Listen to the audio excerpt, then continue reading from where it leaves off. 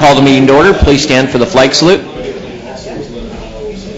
pledge allegiance to the flag of the United States of America and to the republic for which it stands, one nation, under God, indivisible, with liberty and justice for all. Clerk, call roll, please. Counselor Elliott. Here. Counselor Fisher. Here. Counselor Furlow. Here. Counselor Reeskamp. Here. Counselor Boland and Grizzle are absent this evening. Thank you. Approval of council minutes from October 10th, 2018. Are there any additions or corrections? I'd move for approval as written. Second. It's been moved and seconded to approve the October 10th council minutes. All those in favor say aye. Aye. Those opposed? Minutes are approved. Consent calendar. We will amend tonight's agenda for the executive session since we didn't have enough counselors here. I would like to have everybody here for that. We'll do that next, the evaluation next month. So instead of after. Okay? And we'll be able to still get it done before the end of the year. I'm sorry. Ralston Park Improvement Plan Ad Hoc Advisory Committee appointments. Deanna Bowser, Matt Cowart, Trey Kennedy, Christina Unitet, Ron Whitlatch, and Jason Williams. Board minutes, Arts Commission, August 20th and September 17th. Planning Commission, June 20th. Senior and Disabled Services Advisory Committee, July 18th. Easement, Millrace Station, public utility easement, and a right-of-way dedication, both for the Millrace Station. Move for the approval. Second it. Moved and seconded to approve the consent calendar. All those as amended. All those in favor say aye. Aye. Those opposed? Consent calendar is approved. And tonight we have a recognition. Fire Chief Sletmo will present conduct awards for the following police officers. Unit Citation Award to Officer Alan Baker, Justin McCubbins, and Eric Schoen. And Materius Conduct Award to Officer Justin McCubbins. Come on up, Gordon.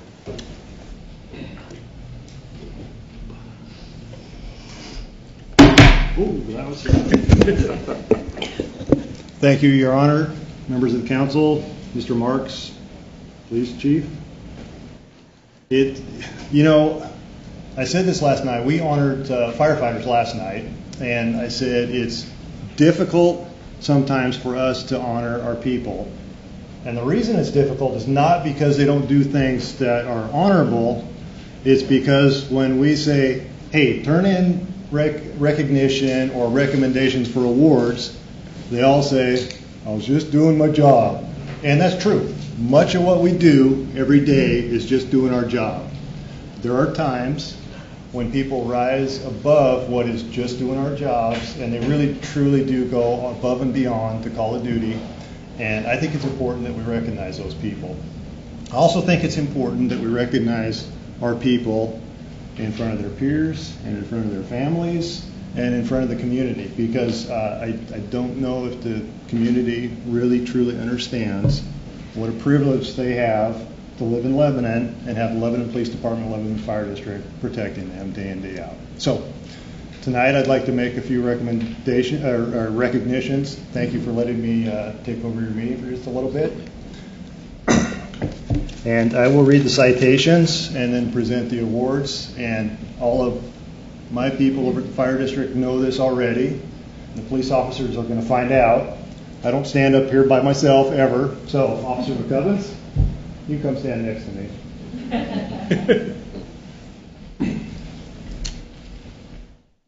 In the early morning hours of September 16, 2018, Lieutenant Brett Kibble and firefighter Casey Topp responded on Engine 34 to the report of a small fire. Upon arrival, Lieutenant Kibble reported a two-story apartment building with fire on the second floor through the roof. He encountered multiple people hanging out of the second-story windows and one patient on the ground who had already jumped out of the apartment. He retrieved a 24-foot extension ladder and immediately initiated rescue operations. Lieutenant Kibble, with the help of Lebanon Police Officer Justin McCubbins, was able to place the ladder on the building and remove an elderly female from the second floor window. They then moved the ladder and rescued another female from her apartment.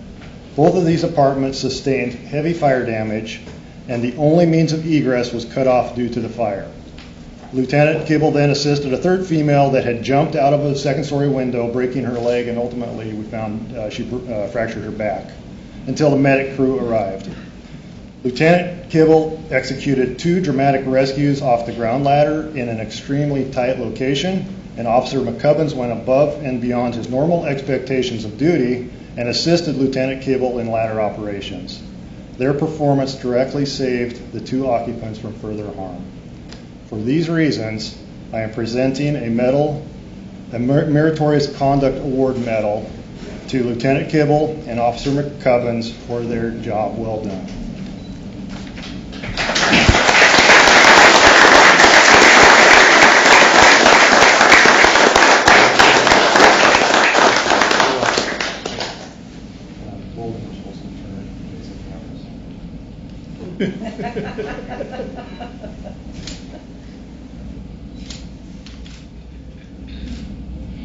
Okay, you can just keep standing there. Okay.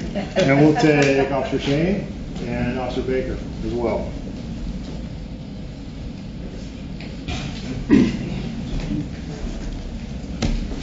We preach teamwork in our line of business, and the team is the team, and it doesn't matter what uniform you wear, and it doesn't matter who writes your paycheck, but the team is the group that shows up. So, on September 16th, 2018, Lebanon Fire District was dispatched to the report of a small fire. And just a side note, we were told it was a small fire, and when our crews got there, it was a very, very large fire. Upon Engine 34 arrival, they encountered a 2-story apartment building with fire on the 2nd floor coming out of the roof. Being first on scene, Engine 34 immediately initiated rescue operations for 2 victims who were hanging out of 2 different 2nd-story windows. Simultaneously, Engine 34's engineer deployed a hose line and began attacking the fire to keep it from increasing in intensity. The fire had already entered the front windows of both residences. Pumper Tender 31, who was returning from a fire in Sweet Home, responded to the scene and attacked the fire from a hose line off of Engine 34. Medic 34 responded to the scene and immediately began treatment and ultimately transported 2 injured civilians. They then returned to the scene and assisted Pumper Tender 31 in salvaging property on the bottom apartments. Truck 31 responded to the scene and spotted the ladder truck in a position to effect further rescues or conduct aerial operations if needed. After placing the truck, they were assigned to Engine 34 and assisted with fire suppression on the 2nd floor. And then Battalion Chief 31 responded to the scene and immediately requested a 2nd alarm and took command of the evolving incident. Lebanon Police Department responded to the scene and assisted with the rescue of trapped victims, search for residents, and the control of bystanders. The teamwork displayed that morning was critical in the successful rescue of the 2 victims, treatment of a 3rd victim, and the suppression of a fire. Together, they fulfilled the incident objectives of providing rescue to occupants that were stuck in the apartments and to the extinguishment of the fire. Without this teamwork, the fire had potential to grow and spread to other units in the area and potentially further harm the occupants. For the display of outstanding teamwork and their achievements on this fire, I am awarding to Lebanon Fire District Battalion Chief Nick Tyler, Lieutenant Brett Kibble, Lieutenant Michael Maynard, Engineer Stacy Portia, Firefighter Casey Topp, Firefighter Jamin Hooley, Firefighter Nicholas Unruh, Firefighter Bryce McLennan, Firefighter Benjamin Walton, Fire Intern Beth Kozba, and Lebanon Police Officers Justin McCubbins, Officer Eric Shane, Officer Alan Baker, a unit citation award for their actions.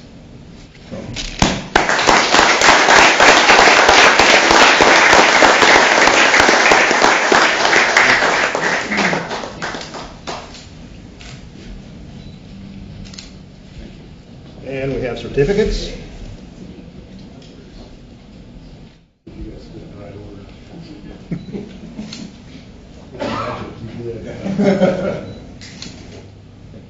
And then we have what we call a wall of honor in our fire station where we hang awards. This is the unit citation award plaque with all the names, including the police officers, and it will be hung up there, I think, as early as tomorrow. I've said it many times since I've been here. I truly do value the working relationship that the Lebanon Police Department, Lebanon Fire District have. Incidents like this prove it out, and I'm honored that we can work together. So thank you for letting me come tonight.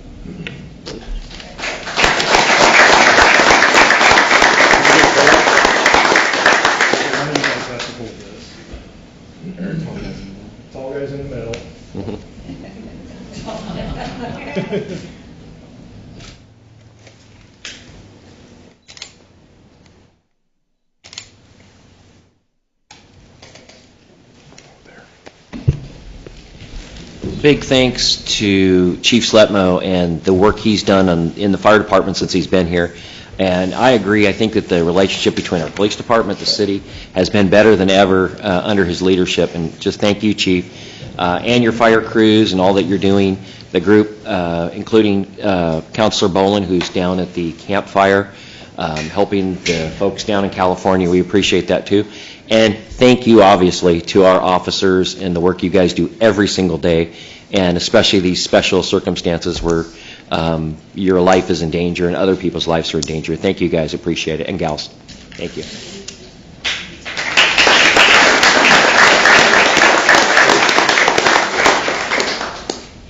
Okay, next up we have the annual wastewater treatment plant report. Engineering Services Director Ron Whitlatch.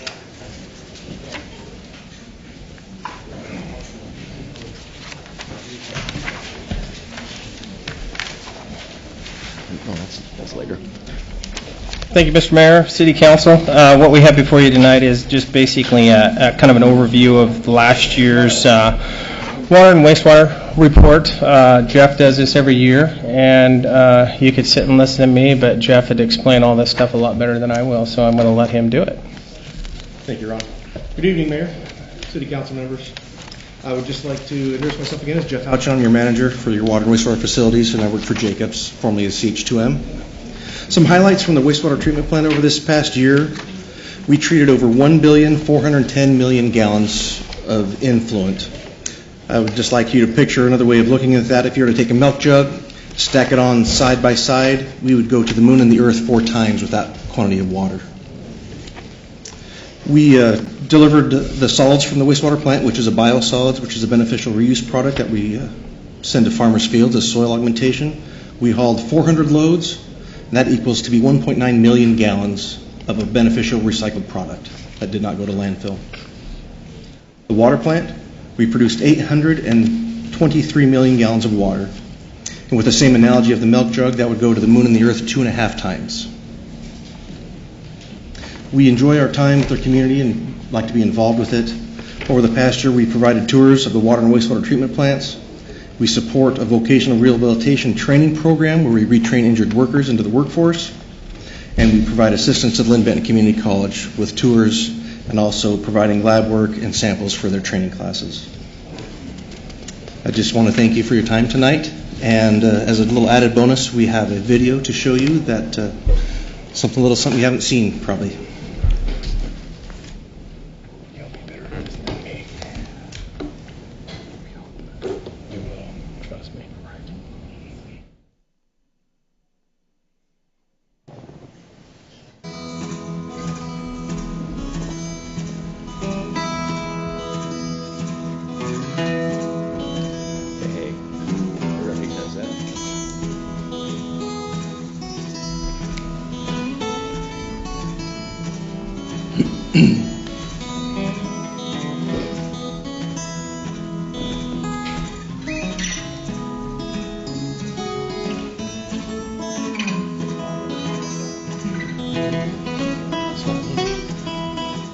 Welcome to Lebanon, Oregon, and the Wastewater Treatment Plant virtual tour.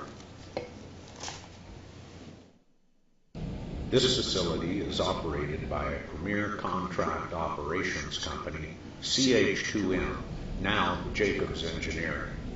Our primary goal is safety and exceeding our clients' expectations for contract operations. This treatment facility has an average daily flow of 4.5 to 5 million gallons a day and is an activated sludge treatment facility. Treatment starts in the headworks, where screening removes debris that cannot be broken down biologically. The screenings are compacted and placed in a dumpster for later disposal. The wastewater now flows to the aeration basin, where bacteria begin to stabilize the unstable organic matter. During this process, ammonia is converted to nitrites, finally to nitrates. At this point, the wastewater is considered stabilized. From the aeration basin, the wastewater now flows to secondary clarifiers. These secondary clarifiers provide a quiet place for the solids to separate from the clear effluent. The effluent from the clarifiers is now sent to the chlorine contact chamber for disinfection. Disinfection ensures that all pathogenic bacteria have been destroyed. Once disinfected, this crystal clear effluent is ready for reuse or discharge to the South Santiam River. While some of the biosolids removed in the secondary clarifiers is returned to the system, the remainder of these biosolids go through a unique process called the cannibal. This cannibal system removes non-degradable trash and inert materials from the mixed liquor. This material must be removed because as the process works to reduce the biological solids yield, less solids will be wasted from the plant, and this non-degradable material would otherwise build up in the plant. A critical component of the cannibal process is the cycling or interchange of solids from the main process train to the IBR tank or interchange bioreactor. The cannibal screen is located on the RAS line or on an MLSS recirculation line. The drum screen rotates at 6 RPM to provide a constant clean surface for the incoming RAS. The screenings that exit the rotating drum screen are discharged into a screw press hopper for later disposal. Excess biosolids are removed from the system utilizing a gravity belt thickener and liquid biosolids land application. A process laboratory is located at the facility. This laboratory and its technicians ensure permit compliance and water quality. Our award-winning staff are proud to partner with the community of Lebanon.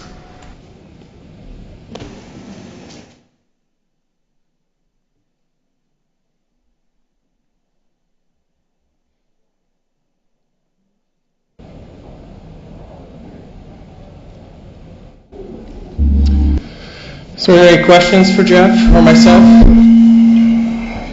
I appreciate that video because it's not a place that I can normally go to and see very easily, and that was great shots of that. Thank you. Thank you. We're very proud of that. We had a gentleman who has expertise in that in our company, and he's able to come out to our facility and take that from us. Very nice. Great. Thanks for sharing. Yeah, thanks. I know it's hard for everybody to get out there to do that, so I thought this might be a way that we can share what we do with you without having full effect. It's not very glamorous, but it's good to see, and it's interesting. It really is. It is, yes. Thank you for your time. Thanks a lot. I appreciate it. Thanks for your work. You're welcome. Linda, could we get the lights back up? Thank you. Okay, next up we have a time for public comments. I have 3 people on the list, and if you want to speak, you can speak after those folks. The council welcomes all respectful comments regarding the city's business. Citizens may address the council by approaching the microphone, signing in, stating their name and address for the record. Each citizen is provided up to 5 minutes to provide comments to the council. Council may take an additional 2 minutes to respond. City clerk will accept and distribute written comments at a speaker's request. First up, I have Bill Sullivan. Evening, Mayor and Council. I'm against this urban deal, and it's going to increase another $7 a year tax on my property. You shake your heads, no, it ain't a tax. Well, it is a tax because I'm going to be footing the bill with my tax bill. And I think the businesses ought to foot their own. But like I say, I'm against it. And something else, as long as I'm squawking against the city, what happened to the benches on the north end of Century Park this summer? There was 2 benches short all summer long. They made sure they always had them down at the southwest where the parking slides and etc. But on the north side, we was 2 benches short all summer long. Mr. Sullivan, I'm not aware of the benches, but I can look into it for you. Thank you. Okay, thank you. And just let me stop this for a second. I just would like to address the comment about the URD. We'll talk more about that as the URD comes up. But a URD, the way it works is it's not a tax additional to anyone.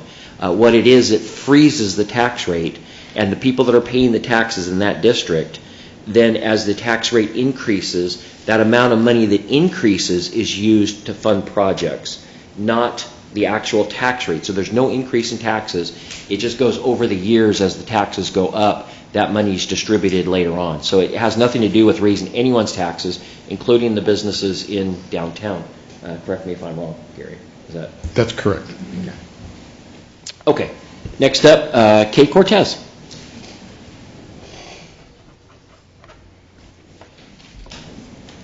Is this one on or that one? Either one. Either one. I just had hip surgery, so I'm just trying to get on the chair. Okay, anyways, my name is Benna K. Cortez. I go by K. And I'm here because in March of 2014, I decided to retire and sell our home at 21 years. My goal was to move to Arizona, closer to my grandkids, and so we did in December 6th of 2014. 3 months later, we decided to come back for many specific reasons. I worked 12 years in banking, 11 years at the phone company, and 5.5 years in the medical field. We moved 6 times because of my depression, mentally and physically. It got worse as time went on. I was even in a mental hospital in California for 1 month, and they drugged me so bad that I didn't know me. We came back. In October of 2016, we lived in an unhealthy environment. We finally found a home in Lebanon, of our familiar hometown of so many years. I had many appointments with primary care, psychiatrists, therapists, and surgeons. Many calls to Lynn County Crisis Line because I didn't care. In the month of November, I got calls from my care coordinator, but I wouldn't return her calls. That led to my wellness checks. I had 3 wellness checks that month, and the reason why I'm here tonight is because I'm thanking the police officers for checking on me that I was okay. I accept surgery November 30th of 2016 for abdominal mass removal. That contributed to my illness of 2 years and 8 months. Not one physician of Good Samaritan or the Lebanon police officers gave up on me. I went into rehab December 2nd of 2016 for mental, physical, and because of that, I'm well today. In January of 2018, I began to give back to the community. The Piano for Lebanon Community Hospital, Veterans Home visiting the piano, and the rehab, Cascade Elementary first graders, the Oregon Youth Authority, and now the community Thanksgiving dinner for those who will be alone. Asking for help was one of the best decisions of my life I ever made. I will continually be amazed at how my life has changed for the better. I will continue to help others who are in need and ask for nothing back to make and see a difference in their lives. And that's my prayer. And he came to my home a year ago. Also, several months ago, I worked with Kevin Bouchette, the ordinance officer. We got the corner cleared at Airport and 5th for the safety of drivers and children walking to and from school.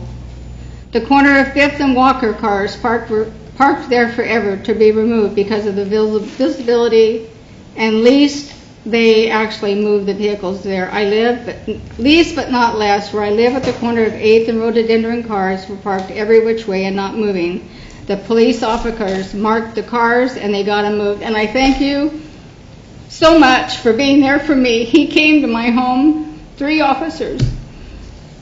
And from February through September, I had to wait for hip surgery.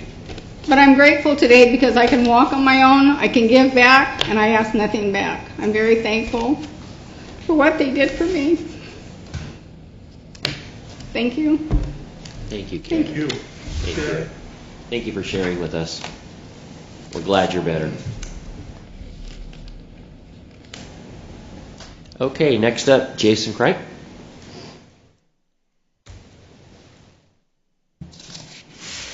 This guy again, huh? So back in 2014, I came and I sat, I believe, right here in this very chair and told you that I was going to hand this city on a silver platter an event that was going to get national attention. And a lot of folks said, good luck with that, kid. Last year we drew from 11 states, and we feel that we're very well on our way to fulfilling our initial goals for this event. I don't believe that I have dreams for this event. That's nighttime stuff when you're sleeping. I have goals. Goals are for the daytime when you put on the hard hat. I presented the proposed budget for next year's show. In the past, I've come to you guys and I've asked for certain things. We're hoping you guys can do X. This time, I'm going to ask you guys to look at yourselves and decide how important is an event that gets national attention, how important is an event that can make Lebanon a destination, and what is Lebanon's best foot forward to support that. And hopefully we can continue to do this each and every year. We're going to be bringing some great bands this year, and once again, we hope to have a family-friendly event that doesn't require these folks' services. We've done that 3 times now, and we're very proud of that. Recently, as the event has gotten more attention, people say, you got to get Van Halen, you got to get Motley Crue, you got to get Metallica. Well, I got good news. We don't have those bands, but we've got a Van Halen tribute, a Motley Crue tribute, and a Metallica tribute that are 3 of the best. And with the Aerosmith tribute doing so well with the Northwest Art and Air Festival last year, pulling in 10,000 people for a tribute, we feel pretty good about that. We also have a couple of really good national acts. Shaman's Harvest actually has a top 5 single out right now on current rock radio. To be able to bring a band that has a current top 5 hit out right now to Lebanon, Oregon is a big deal. So we're excited about the fact that we have a lineup that we can announce now in November. For the first time ever, folks will be able to get Guitars Under the Stars tickets for Christmas. That's exciting news. And when you look at the budget that we have proposed and the way that we've cut our costs this year, this is very doable. The Jamboree, they're averaging $25,000 a sponsorship. 4 of those, and we've got our whole show paid for. So this is very doable for a small community to continue to draw national attention, continue to put our best foot forward for our own community and the local businesses that would stand to benefit from that. So I'll be back next council meeting, and I hope that you guys can have something that would be of some benefit and support to the show and its future. And we hope to continue to keep bringing you a great product that the city can be proud of. Thank you. Thank you. Is there anyone else who would like to address council?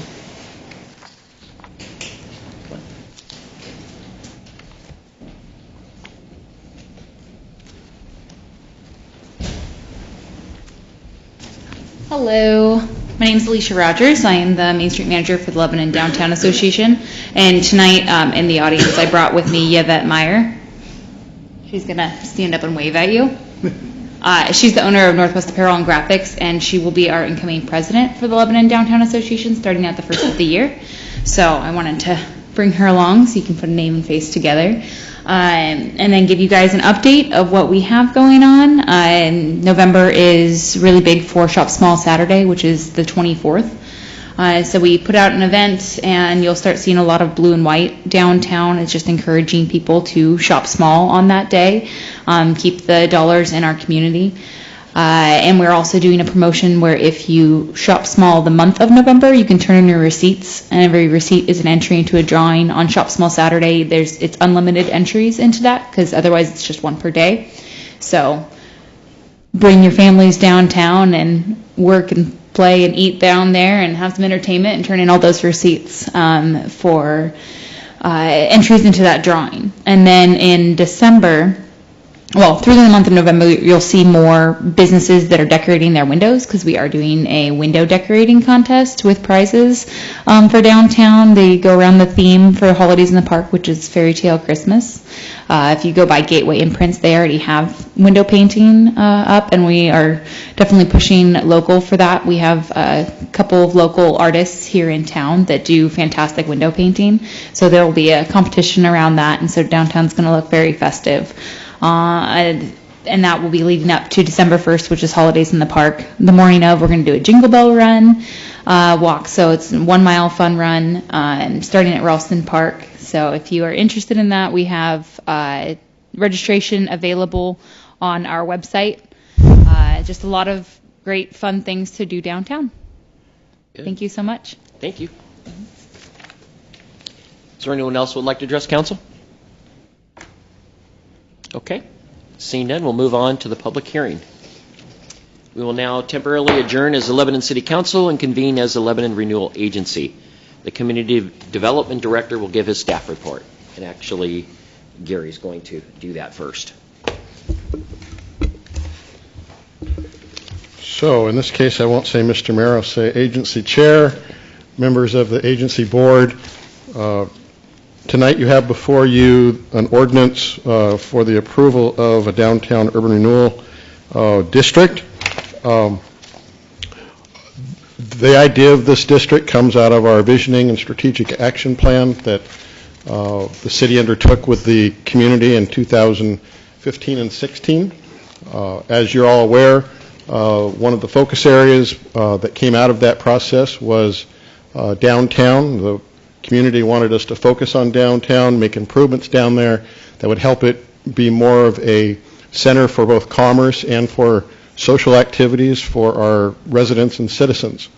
Part of the strategic plan calls specifically for an urban renewal district to be formed as a key element in paying for some of the improvements we want to bring to downtown.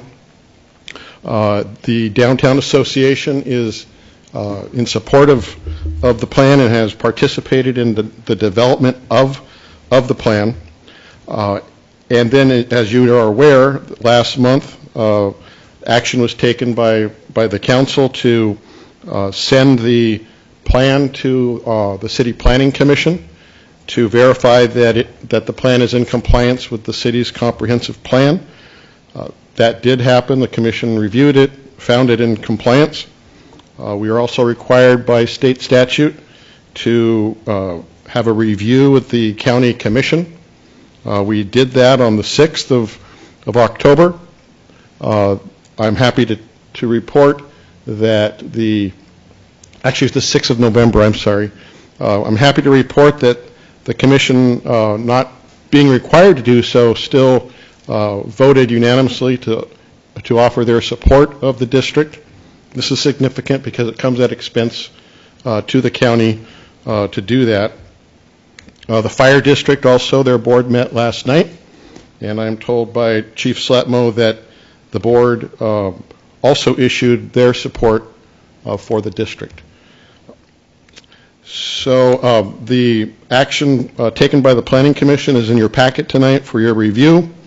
I would also like to remind the agency board that we have been underfunding the Northwest District for the past 2 years. What that means is about $1 million a year that we could have levied for activities in the Northwest URD, we've sent back to the overlaying government agencies, so they have benefited from the growth that has happened in the Northwest District earlier than by statute we would have been required to do that. We do that because we want to be responsible partners in managing urban renewal. When I spoke with the county commission, they expressed their appreciation of the fact that we've been doing that, and I think that has built trust with them that we're going to manage our urban renewal activities in a sound way. I want to address briefly what it is that happens with urban renewal and how that tax increment works. And I'm going to put it in simple terms. I'm going to use some dollar amounts that aren't real.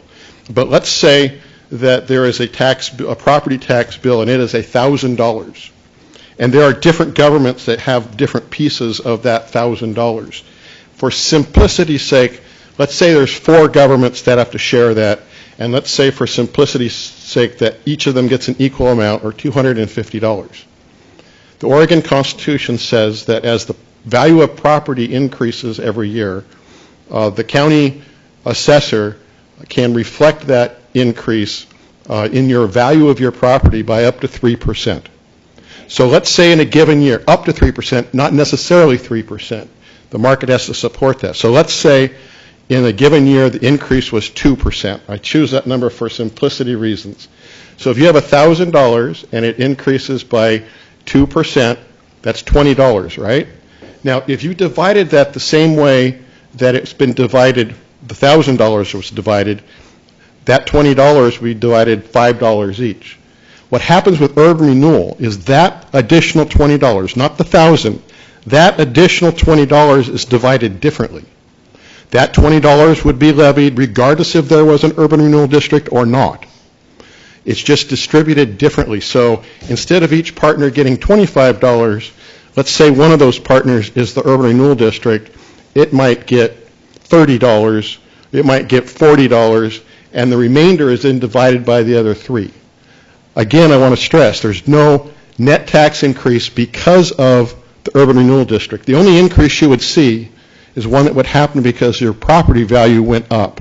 That will happen regardless if there is an urban renewal district or not. So I hope that I'm making that as simple as I can, but it's often said that this is a tax increase, and it simply is not. So the action tonight that is requested from the agency board is to adopt the ordinance 2018-14, and that is to approve the URD. Scott Vanden Boss is here tonight as a representative of Elaine Howard Consulting, who's been assisting us in the process of developing the district, and he'll have some brief comments to make concerning the district. I will have some brief comments. And is my microphone on and working? It doesn't sound like it. The red light should be on. The red light is on. Pull it up. It's working. Okay. That's better. Increase your volume, Scott. All right. One thing I want to make sure of is that the adopting body of this urban renewal plan and this ordinance does need to be the city council, not the urban renewal agency. So if we need to do something to reflect that, just to make sure, the urban renewal agency sends the plan out for public review, but the city council adopts the ordinance. Yeah, thank you, Scott. I was confused when I saw the council go into the agency board, and that's what I understood too. Yes. I think the agency board needs to come back out, and I think the council needs to convene. Is that correct? Yes. Okay. Yes. Thank you for catching that. Okay. I was just going off of my script, so we will adjourn as the Lebanon Renewal Agency. Always got to be the city and reconvene council as city council. Okay. There we go. So now my PowerPoint makes a little more sense. That it says city council hearing because we're doing the city council. And the role of the city council tonight is to hear any testimony on the downtown urban renewal plan and vote for adoption of the downtown urban renewal plan ordinance and the actual plan itself. My presentation is going to be short but informative. I will reiterate some points that Gary made. I'll talk about why we use urban renewal. I'll go over really quickly what urban renewal is, how it functions, why Lebanon is using urban renewal, and then we'll talk about the basics of this urban renewal plan that is being voted on tonight. So why use urban renewal in the first place?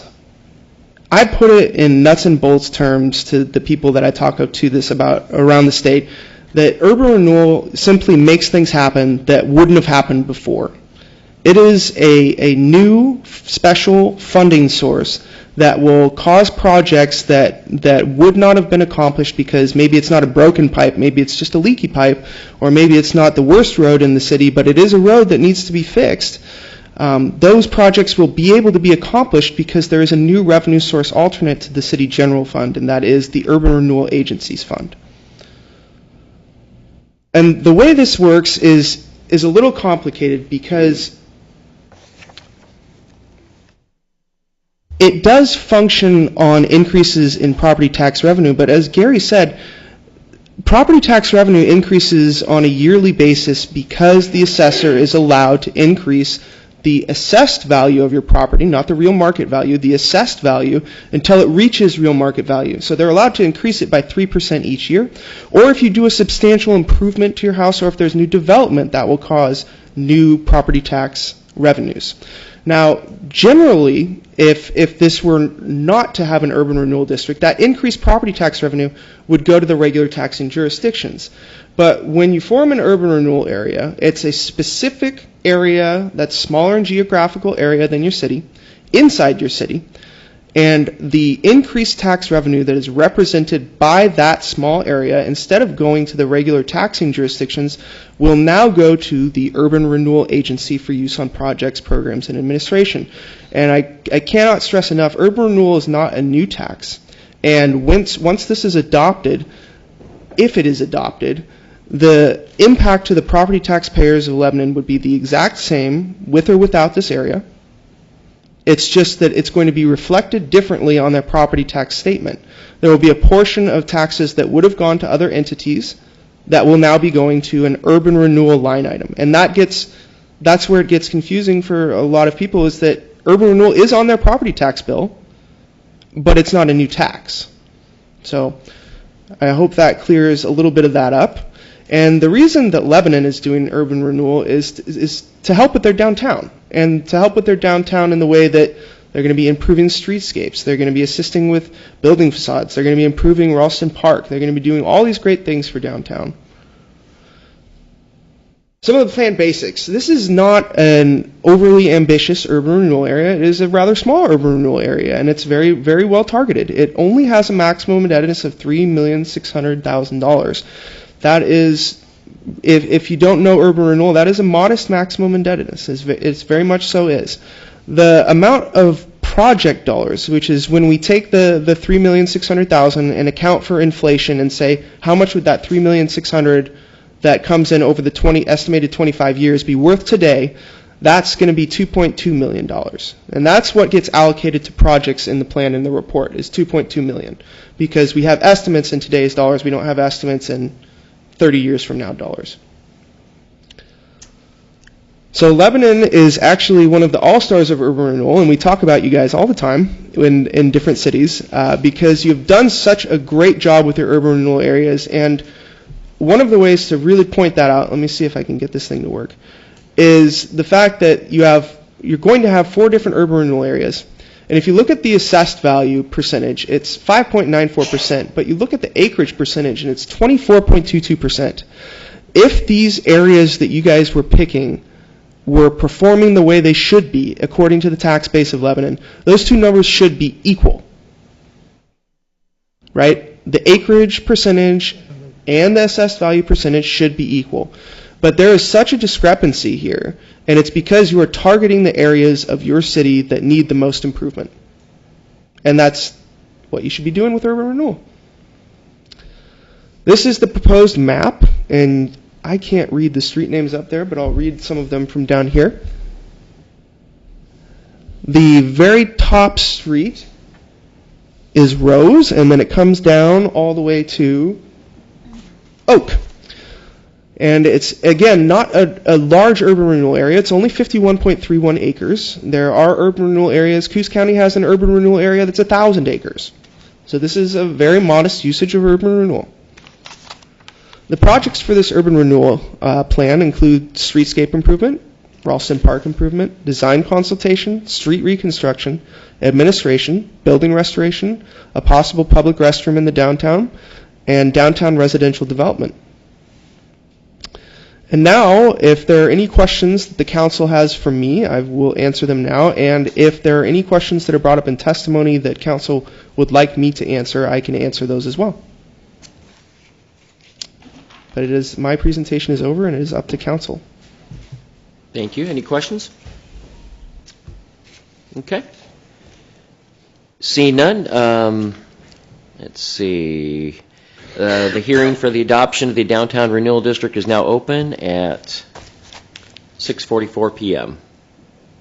Is there anyone who would like to speak in favor of the URD in the audience?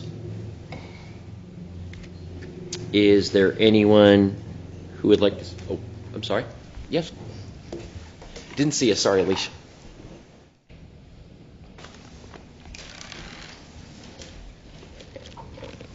Thank you. As Gary Marks mentioned, the Lebanon Downtown Association is in favor of this. That'll definitely help us accomplish a lot of our goals. And with this money, in conjunction with different grants that are available through the Oregon Main Street, we'll be able to do a lot of improvements to downtown and definitely revitalize it. Very good. Thank you. Anyone else like to speak in favor? No, I just got a question. Okay. There will be an opportunity in opposition if you'd like to speak. Is there anybody who would else like to speak in favor of? Yes, Shelley.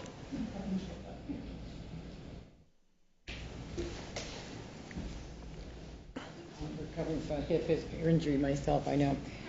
Shelley Garrett, Lebanon Chamber of Commerce. I think it's an excellent idea. Having been here a while and seeing, and Wayne, you've been here, Bob, the difference an urban renewal district can make on a community has literally been the difference between our success when everyone else was struggling, and honestly, I don't know how we would have done what we did if we hadn't had that. So you have to have a really big eye view to look at what can come of this. It's an excellent idea. It's a good use for funds. It's why they created something like this. So the chamber would, I can't speak for the whole chamber without checking my membership, but the chamber director is in big support of it.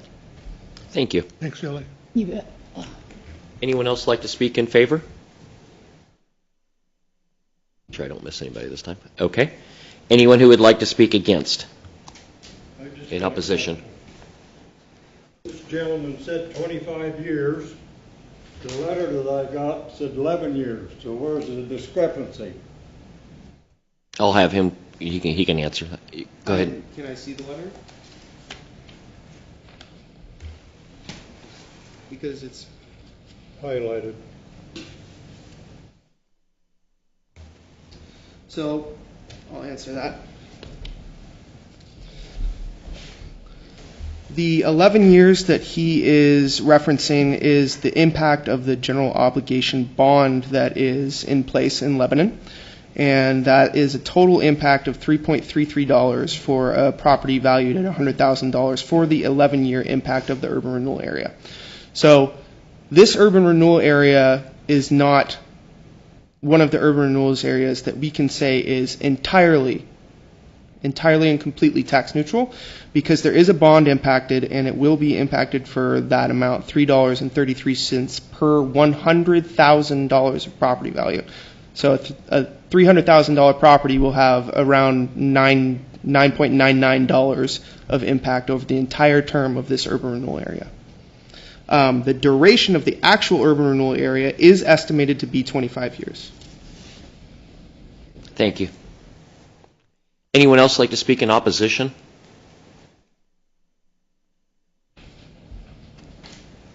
Okay, seeing none, the public hearing will be closed at 6:48 p.m. and all further discussion will be with the City Council and staff at this time. Is there any council discussion? Yes, Robert. I think this is one of the best uses of government experience and government opportunity, and I wholly support it. I do also, and it's unfortunate that citizens actually believe that it is going to be a tax, on their tax bill in 19 and many years to follow. And as many times as we explain that, there's still those that have a doubt, and it's pretty evident that it has proven to be very successful in the other URDs that we have had within Lebanon, and this one here will be a great benefit to downtown, and I totally support it. I would support it also. I think this is great for downtown, and I appreciate you coming here tonight and answering questions for us and kind of letting us know how it works. I appreciate that.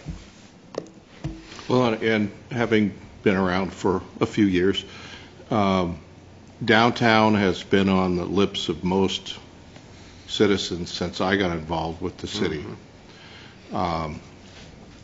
I think that it's been a high concern. I think there have been times of not sure how to address it. This, I think, gives us a focusing point, a revenue source that can bring that concern that's been around for decades to a positive momentum. Grant you, this will hopefully be met by a lot of response from home or building owners in that area, et cetera. And the two usually go hand in hand. So I'm in favor of it. Good. I believe, and I agree with the counselors, that our town, the success that we've had at this point, would not have happened if we wouldn't have had URDs. The Northwest, we've got Comp Northwest here, the whole Samaritan campus, the Lowe's, Latacrete, all of these different places. We've got the Cheetah Lake. So many things have happened through URDs with our community. It's great, and I agree with Floyd that the momentum that we have downtown. I moved here in the 90s, and it was just a bunch of junk shops. I hated to say it. I don't know how else to say it, but it was terrible, and everything was vacant downtown. And we're at a point now where downtown is bustling. You go downtown on a Friday or Saturday night, there's people down there, and they're going to businesses, they're going eating, drinking, and having a good time. So again, I'm really in favor of the URD for downtown, and I think it's going to be a big shot in our arm for it. So at this point, any other? Mr. Mayor? Yes. I'd just like to thank Mr. Sullivan for coming and asking his questions and getting clarification. I wish others would come and do that as well. So, good point. Appreciate that. Okay. Seeing none, we'll have the city attorney please read the title of the ordinance. Ordinance Bill number 2018-14, ordinance number 2921, a bill for an ordinance making certain determinations and findings relating to and approving the Lebanon Downtown Urban Renewal Plan and directing the notice of approval be published. Move for approval. Second. It's been moved and seconded to approve the ordinance. All those in favor say aye. Aye. Those opposed? The ordinance is passed. And thank you very much for your help, and thanks for coming tonight. Appreciate it. Okay.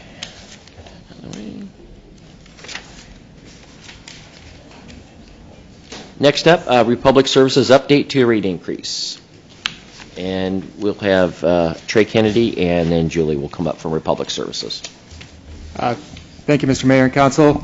Tonight I kind of get to be the bad bearer of bad news and tell the Council that, several years ago we agreed to a formula that Republic Services would come back to us. That I went back and read through all the minutes and the different discussions that were had by Council.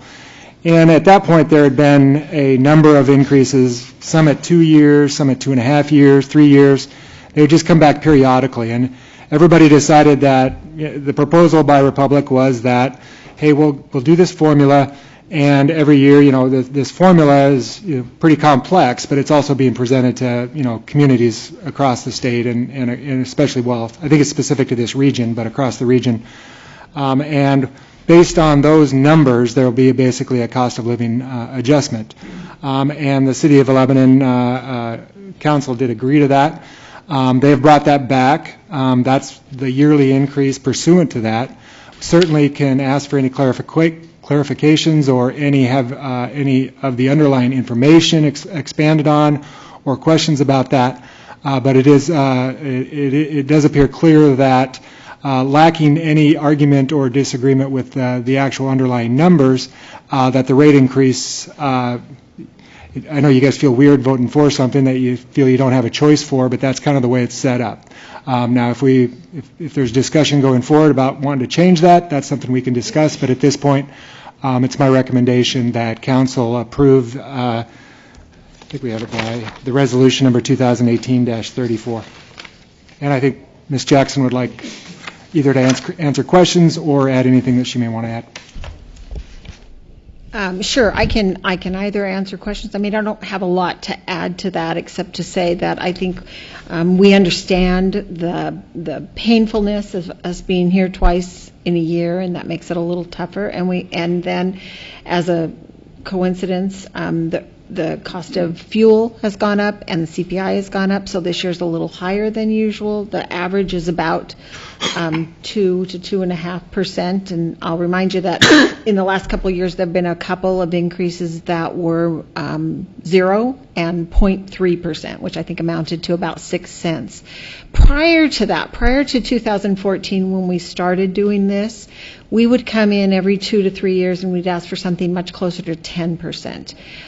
So I do think this is a lot easier for the citizens. I fully understand that this is a tough year, and so yeah, that's about all I want to say. If you have questions about that, we have a couple other things we'd like to talk with you about in regards to last month's meeting, but if you have questions about the refuse rate index increase, I'd be happy to answer them. I brought Sean Edmonds, who is our general manager, and Rich Dysinger, who is our operations manager, tonight as well. Questions? Well, in terms of the rate, I guess we don't have a choice, but I'd like for you to address the concerns that we brought to you last month. So the concerns on things other than rate? Yes. Sure. Okay. I'd be happy to do that. So we brought a little PowerPoint, and that's why I brought backup with me. I don't have a this is not a drone video. It's not a fancy video at all. But I think we really want to address the service issue complaints that we heard last month. And so Rich is going to help. I just put together some quick points here. The main concern I heard last month and the videos that we saw were of carts that were tipped over. And so we wanted to talk about what our plan is going forward to talk about that. Rich and I were here a week ago Wednesday driving around looking at where there were some carts tipped over. There weren't very many because Rich has been talking, but I'll let Rich talk about our plan aside from just talking with drivers. Okay, first of all, thank you for bringing this to our concern, and it was kind of an eye-opener. Can't hear you. Sir, can you? Really thank you. So first of all, thank you for bringing this to our concern. It was an eye-opener. After Julie brought this to our concern, we kind of. Is it on now? Yes. Oh, okay, sorry about that. And so we kind of, my team and I, the leadership team in Albany. So what we did, we put together not a long, simple plan, but we put a short plan together that's going to work and hold ourselves and our drivers accountable to take care of our customers. And kind of the first thing we implemented, if we knock a cart over, we're going to get out and pick it up. It takes just a few seconds to, jump out of the truck and pick up that cart. And there's no questions asked. And to go along with that, I've asked my supervisors to actually do route audits. And those route audits are meaning that they're out on routes after a cart's been picked up. They're looking at areas, making sure cart lids are shut and picked up, and if there's an opportunity for them to also be in the route audits, and on the second page, I can kind of go back to that here in a second, just to make sure we don't have any issues concerning cart placement, and we'll get into that too. But the biggest thing I think we've done, and we've already started this about 3 months ago, we switched vendors, and we went to a different cart, and it's got a heavier base on the bottom, and it's really hard to, it's kind of like a weeble wobble. It takes a lot, when actually not only for our drivers trying to place that cart down and have it standing on uneven ground, it's also they're really durable in weather conditions because we have a lot of wind, after we're off routes and carts are left on the street, the wind will blow over these carts. And so we're having great success with these carts. They're a little bit more money, but I think we're willing to take that chance to really support our customers and make them happy. And then the last thing is kind of the solution, flip the page here. Let me go there. And the last thing is and the lid's open, and with these carts, we have a lot of newer drivers. We've had people retire, starting new routes, and it's a talent to learn how to actually to get these lids to close with these kind of older carts. And with these newer drivers, I think what we're implementing is a lot of training. And I think with these supervisors on route audits, they can identify some issues with drivers and retrain them and get some training to make sure the lids are shut also. And lastly, we're talking about cart placement. And so what we're going to do, we're going to make up some tags. We have some old tags. We've had these the drivers, they pick up a lot of carts, and we set efficiency goals for them. And kind of our new motto now is, no, we're not worried about efficiencies. We're going to work smarter and take care of our customers. And so we're going to take the time, make sure lids are shut.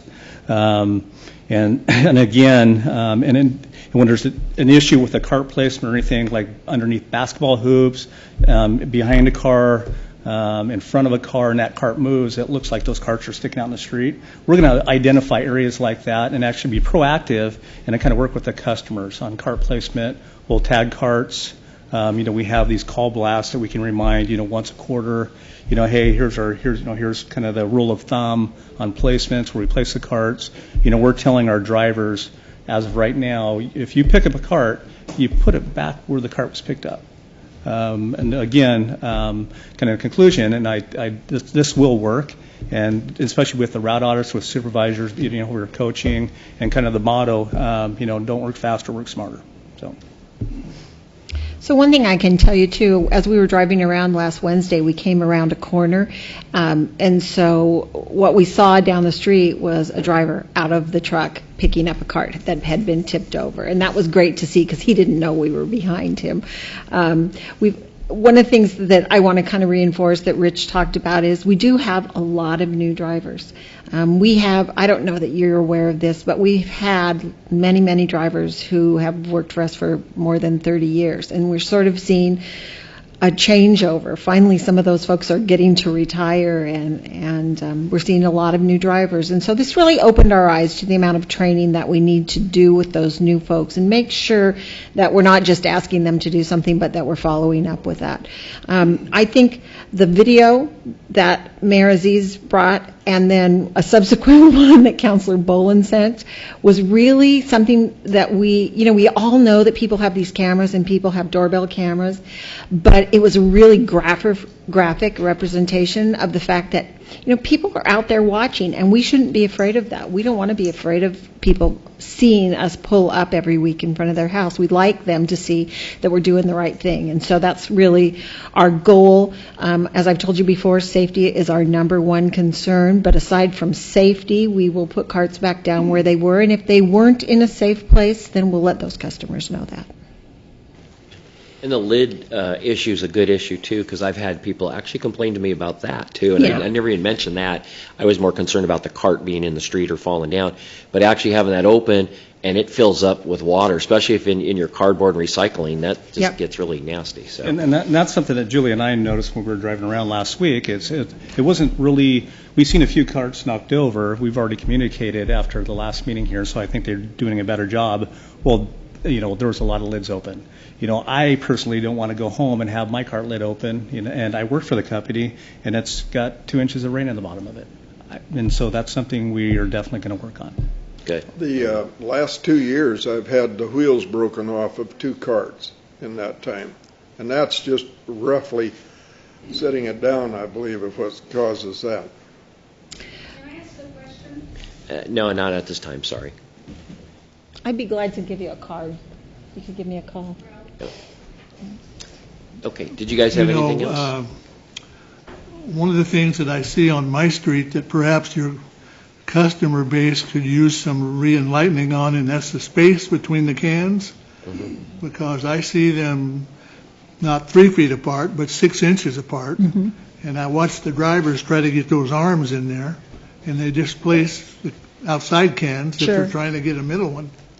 Sure. Maybe you could do something like this that we could put on our website and our Facebook pages and share with the community to let them know what these things are happening, so there's expectations that their carts will be put back where they put them, and like Wayne said, that they're spread apart the way that they're supposed to. Give them the feet or mount, however you guys want them put.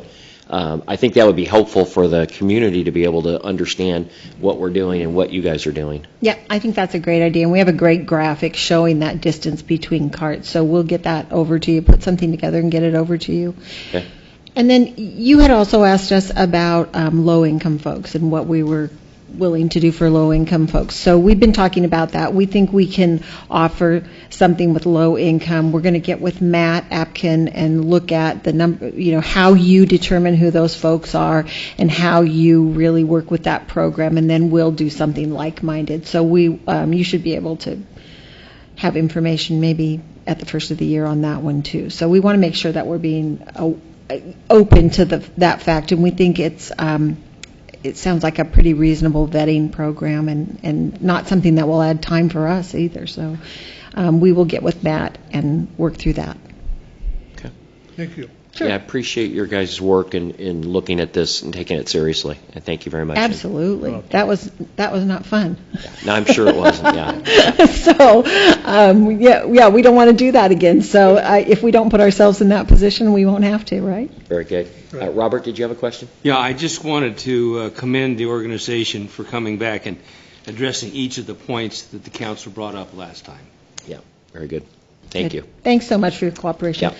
I told you I owed you one of these, so I'm going to leave this here. Oh, thank you. All right, thank you, folks. Appreciate it. Thank you. And now the council will discuss. Any discussion or questions? Okay, seeing none, we'll have the city attorney read the resolution. Resolution number 2018-34, a resolution repealing resolution number 2017-36 and approving Republic Services rate increases. Was it Move for approval. Was it 34 or 36? Okay. 30. Okay. You said 36. No, he said 34, repealing 36. Okay, repealing. Oh, I apologize. Okay. And it's been, who made the motion? I did. And seconded. Okay. Resolution 2018-34. All those in favor say aye. Aye. Those opposed? The ordinance passes. And as a side note, I would like to bring up to council the beginning of the year with the new council that we'll rediscuss that contract and we'll look at that. I think that would be something I would be interested in, at least revisiting how it's done, because I don't particularly care for voting for something that doesn't really make any difference because it's already locked in. Why do we even vote for it? So I just want to look at that whole concept. I'd like to see that done. Okay. Paul, what was the length of that, or Trey, in terms of that agreement? Or is there a time I limit? don't remember if there was on 5 that. years, wasn't it? I think it was 5, maybe. I don't remember seeing a time limit in it. There was actually... The calculation is not in the agreement. Right. Technically, when I went back, there was never actually a vote on adopting the yearly increases. There was discussion and a proposal, and then we moved forward as if, for years after that, as if that was the agreement, which it was, and we've done that for 4 years. I couldn't find in the record where there was an actually signed copy of that agreement. Julie, I don't know if you have. I think just there's a resolution, a signed resolution, but you're right, not an agreement. And so there really isn't a timeline on it. I think, we're perfectly willing to talk to you this year and talk about how you'd like to do that going forward. Just to clarify, I think the length you're talking about, we have I believe it's a 6-year rolling contract. So what that means is on January 1st every year, that contract renews for 6 more years unless you would do something to change that. But that's the actual ordinance and contract with the city. Right. That's the franchise. Yeah, and the resolution is a separate piece adopting a methodology for rate adjustments. So just to clarify. Okay, thank you. Interesting. Okay. And next up, request for amendment to the Chamber of Commerce agreement. Gary Marks, City Manager, and Shelley Garrett, Chamber Director. Mr. Mayor, members of the council, 2 or 3 weeks ago, Shelley came to talk with me about how the funds are allotted in our tourism services agreement, which is an agreement we have with the Chamber, funded through transient room tax monies. The council will likely remember that we passed an agreement, I think it was 2015 or so, where we allotted $50,000 annually to the Chamber for distribution as economic development and tourism grants, and then $30,000, an additional $30,000 to fund the visitor center for a total of $80,000. When Shelley came to me a couple weeks ago, she told me that some of the cost of some of their personnel cost had been changing, like with any organization, and she was seeking a way to cover those costs and wanted to know if we could change the amount for the visitor center from $30,000 to $35,000 and pay for that by reducing the money for the tourism grants from $50,000 to $45,000, so the total $80,000 still went forward. So I told her at that time that those were allotments made in an agreement with the City Council, and that we would need to go back to the Council for a discussion and a potential approval by Council.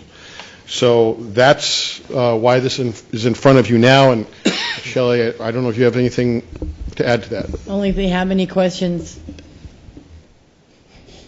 I appreciate you kind of clarifying that, because I was a little bit in the dark on how this works. So now I know how it works.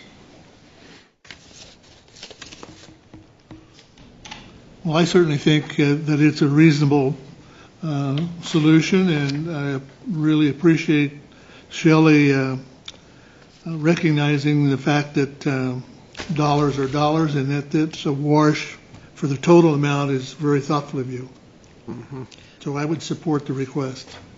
I like the whole concept, and I don't have a problem with it, but what I'd like to add to that is that why don't we add $5,000 to it to make it, because I hate to take away from the money that can go out to the organizations that could utilize it, which is what we would be doing. Not that that's a big problem, but I mean, and then we could have the same amount, so I guess it would be $85,000, and then that way the $5,000 doesn't have to come out of that tourism funds that we can still give to organizations. Sure. Yes. I'll add to that in informing the council that since this agreement was approved, that our transit room tax revenues have seen some significant increases due to the growing occupancy of the hotels in town. So the amount of dollars that we have to distribute are significantly more, and certainly more than the $5,000 that the mayor is suggesting, if that is an option the council wants to visit. I would support the higher amount. I think, and I was just going to suggest the same thing, that since our tourism dollars have increased so much, we would not see a negative impact. And it would be nice to see those dollars available to the consumers and the business opportunities that those tourism dollars bring to the community. I don't really have an issue with the higher increase. What I would appreciate more is that we have a tourism committee with citizens that serve on that would allow them to distribute $5,000 more than they may have had or will have. Okay. No, I'm just going to say I've enjoyed it so much since we've shifted money to you being the decision maker on those monies, and I think you do a really good job of choosing wisely. So I think the increase is more than justified. I agree. I think that we're okay with it. Like Gary says, the money that's coming in is actually more than what we had figured on, so that's great. And I don't see where it'll hurt us a bit to go with the extra $5,000. Okay. In that case, the changes reflected in your packet to the agreement would need to be altered to reflect that the amount for the visitor center is changing from $30,000 to $35,000, which is what's reflected now. But anywhere where you see $50,000 being changed to $45,000, that would go away. Yeah. Okay. That way, then the total would end up at $85,000. Right. Do we need a motion to that? Yeah, we'd entertain a motion to have a amended services agreement. I move that we amend the service agreement to increase the amount by $5,000. Second? Okay, all those in favor? It's been moved and seconded to approve the extra $5,000 on the tourism services agreement. All those in favor say aye. Aye. Those opposed? Thank you, Shelley. Thank you. And And- we'll bring you a report January or February, whenever Gary requests it, that'll show all of the grants. And we appreciate the support on that, too. Well, we really And appreciate we'll continue to be frugal stewards. I And promise. we appreciate the work that the tourism committee, when they do all that work, because I know that's not an easy task, so thank you. Thank you. Okay, number 4, declaring holidays in the park as citywide event, and that will be Walt Wendlowski.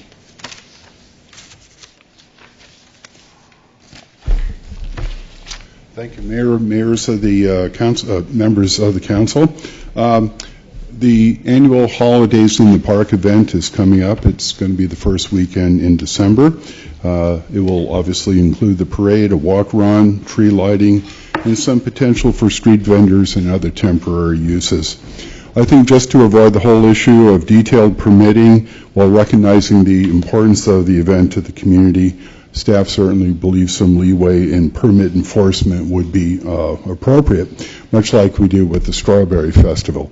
So, to this end, staff is suggesting the City Council pass a resolution suspending code-mandated permits for the public event permit, temporary uses, and street vendors, and a draft resolution is attached. I have a question for you, Walt. Sure.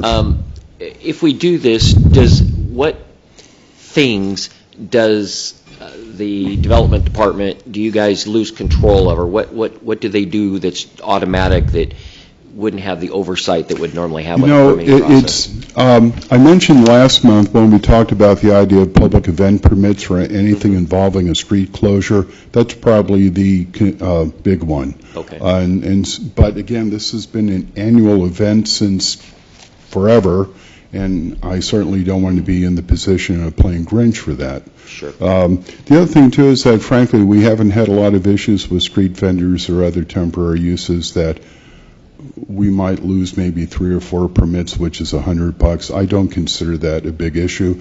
And again, if there's any nuisance or whatever, I think that would be enforced by the police department. Okay. I was just curious because I wanted to make sure that we weren't, I know that the last issue that we were dealing with, I want to make sure that things are still taken care of. So they still have the requirements to fulfill all those things even though they're not under a permit, correct? That is correct. Okay. And so things like, whoever operates the parade has to be sure there's adequate, toilets, et cetera. Okay. So, yeah, those things don't change. Also, coordination with the city. Primarily, it's coordination with the city on the street closures. And it's been a great event, and it's had no issues over the past, and I think this is a good idea. And I think I mentioned last month, too, on the whole street closure issues, that I will likely be coming to you in the future a little bit more with these resolutions, just so we can have some sort of recognition that they are citywide events. Good. Any other questions? Frank, do you see any problems with this? Okay. Okay. Have the city attorney read the ordinance. Resolution number 2018-35, a resolution supporting holidays in the park celebrations, suspending requirements for public event permits, temporary uses, and street vendors. Move for approval. Second. It's been moved and seconded to approve Resolution 2018-35. All those in favor say aye. Aye. Aye. Those opposed? The resolution passes. Okay. Thank you, Walt. Thank you, Mayor. Number 5, water treatment plant change order, drainage piping to Cheetah Lake. Ron Whitlatch. Thank you, Mr. Mayor, City Council. As you said in your introduction, we are coming to you with a change order to the water treatment plant project. As with all change orders over $100,000, it requires City Council approval. Just as a FYI and to be upfront, we've actually started a portion of this as it had to happen anyway. And with our council meetings landing the way they did, we weren't in a position to hold them up. So the new piping is going to be used twofold. One, it's going to be used to take all of our water that we've got to produce for 45 days before we can distribute it to the distribution system. We have to prove out to DHS that we can make water with all the guidelines that they require. So that water will be discharged to Cheetah Lake rather than going into our system. We dechlor it and we put it in there. That was the original intent from the beginning. However, during the design phases and the different projects that we've had out there, we have actually removed and abandoned storm drainage that was out there. Our design consultant wasn't aware of that, and that's what they used as part of the specifications, and now we're putting it back. It's going to serve another purpose, though, as well. Go ahead. So the other purpose it'll serve, we were originally going to use infiltration basins for all of our backwash water.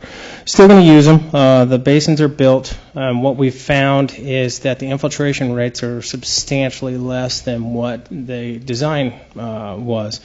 I was there when we did the infiltration testing with Foundation Engineering. I watched the tests. I think a lot of it's just different strata where we were at. We did some test pits the other day. We're 5 feet groundwater elevation in one spot, and we're 10 feet groundwater elevation in another spot. And so a lot of that has to do with the different strata there. So we're just not getting the infiltration rate that we thought we were going to get. My guess is we're going to be able to use it most of the time. The other purpose it'll serve when we can't use it is more of a kind of a water quality basin. So it will actually discharge this pipe if it needs to. It's set up to do that and go over to the Cheetah Lake underdrain. So those are two uses of the pipe, and we make a recommendation that City Council approve this change order. I can answer any questions. Ron, what does that do to maintaining the level of Cheetah Lake in the hot summer months? Nothing. No. This will actually not go into the lake. It will actually go to the new underdrain that we just put in. So it will go in post outfall of Cheetah Lake and at that underdrain. So, and it's a minor amount of water. If you think about it, it's maybe at peak times 30,000 gallons a day in a 24-hour period. That's pretty minor. So we're hoping to infiltrate most of it, and hopefully we will. But we figured a backup plan probably be best served at this point. The question? Go ahead, Robert. How does this stand with our budget? How does this stand with our budget? So if I close the project, I actually had this conversation with Gary. If I close the project out today, remember back when I told you it was going to be really close? Well, it's really close. We're sitting right now $100,000 to the good with this change order. I've included that. Now, are we going to land there? Are we not? I don't know. I just depends on how startup on this thing goes and how much consultant time we need. But we're in that ballpark. We're not millions of dollars over. We may be a few $1,000s over. We may be a few $1,000s under. But we've tracked it really tight, and I think for a project this size, if you look at our change order record, if you excluded the two big ones, for the underdrain and the piping, we're sitting well below. I want to say I'd have to get the exact numbers, but I think it's like 3 or 4% of the project, and that was starting with 75% design drawings. So we've had a lot of changes. Sladen was able to account for a lot of those changes, and we've managed it the best that we can with what we have. So we've had to cut some things, but we're right there. Well, it sounds to me like we don't have much choice. We've got to put this in. Yeah, and unfortunately, I hate putting the city council in that position, but there really isn't an option here. I mean, this is one of those things that we make a judgment call and go, okay. We've got to get started. We don't want to hold up production, and but it is really the only option that we have. Yeah. Okay. Move for the change order approval. Second. It's been moved and seconded to approve the change order for the drainage piping at Cheetah Lake. All those in favor say aye. Aye. Those opposed? Motion passes. Thank you, Ron. Thank you. Appreciate your guys' work on the plant, and I'm looking forward to seeing it at the beginning of the year. It's getting close. City Manager Report, Gary Marks. Mr. Mayor, members of the council, 7 pages of information are provided to you in my report this month in the packet. I will highlight just one subject addressed on the first page, and that is an update on some key recruitments that are going on right now. First is the recruitment for a new HR director, human resources director. We have three, I think, very highly qualified candidates that we'll be interviewing on Friday. I'm very hopeful that we'll be able to announce one of those as our next HR director, probably sometime next week or the week after that. I think we've done very good with the market that's out there. The council's well aware that it's very hard right now to get quality candidates in any position. The fact that we were able to secure three finalist candidates for this position in our first attempt, I feel very pleased about that, and I'm hoping that once the interview panel talks to them, that we'll have a choice to go forward with. The other position is our new economic development catalyst position.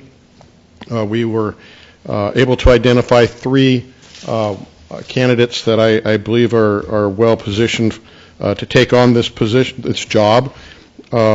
We have scheduled some interviews for the last week of this month. At this point, one of the candidates is not available, so we're going to go ahead and interview the two that remain. I have a feeling that one of those two is going to be our choice, and I think it could be potentially a very strong choice. I can say that because we have done some preliminary interviews on these candidates, and the two going forward are strong. So I'm feeling encouraged in this job market that we've got some qualified candidates in both positions. I'm hoping by the end of the month that we'll have some happy news about filling these key positions. If you have any questions about that or anything else in the report, I'll be happy to respond. Everybody looks very busy. Any other questions? Okay, see none. Items from council.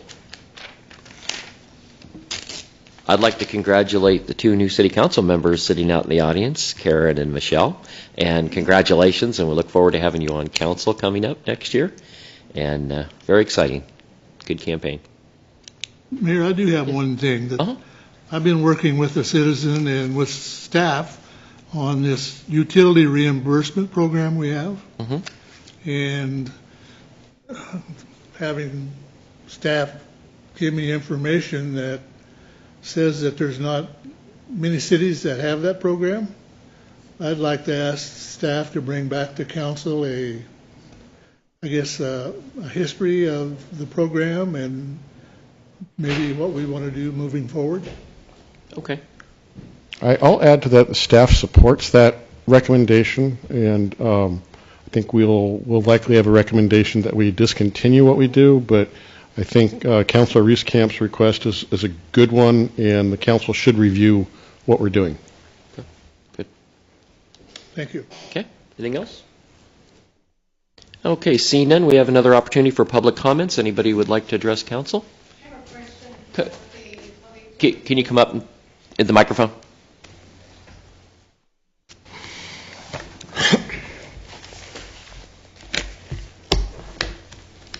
I just have a question about the Republic Services. Every morning I go to the pool at 5:15, 5:30, and when I come out off of 8th to Walker to 5th, there's people going in trash cans. Who's responsible for that?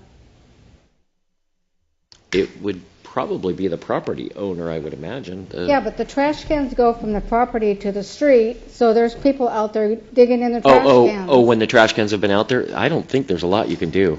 Once you set it out, there's actually, I don't know if it's a Ninth Circuit or a Supreme Court case that says once you set it out that you've lost any expectation of privacy. So there's actually nothing, and Chief Stevenson might correct me, but as far as I know, there's nothing that you can do. People can go through it looking for cans, pretty much looking for everything. They are. Yeah, okay. I've shooed people away from mine before. Okay, thank you. Yeah, thank you, Kay. Have a good evening. You too. Thank you for coming and sharing. I appreciate it. Anyone else like to speak?